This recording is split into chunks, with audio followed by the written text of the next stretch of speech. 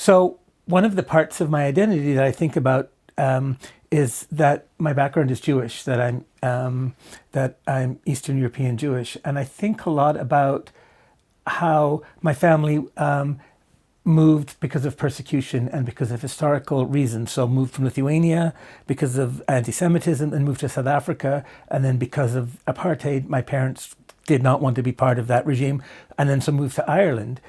Unfortunately, we ended up moving right when the Troubles happened. So that was, again, another conflict that was based on identity. So identity has been a key part of my thinking.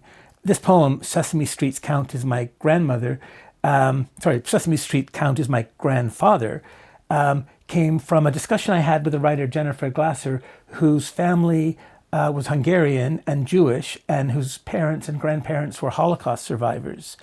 And when she was a little girl in the States, she always imagined that the Count, the 1, 2, 3, marvelous but peanut butter sandwiches, that guy, that because he had a Hungarian accent, that he must have been a Holocaust survivor too.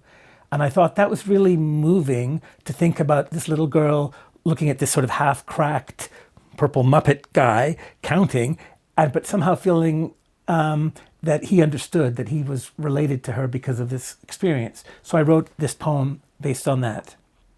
Sesame Street's Count is my grandfather. What are the numbers, Count? Your Transylvanian cackle seems Yiddish to me. Your unhinged delight, your bitter joy enumerates the world, an inventory of what's there, what hasn't been destroyed. The time I'm waiting for those numbers in your kitschy voice, which is my parents' grandparents' voices.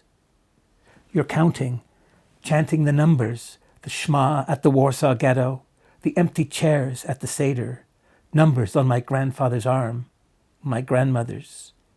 To count the future with thunder, to remember the past with lightning.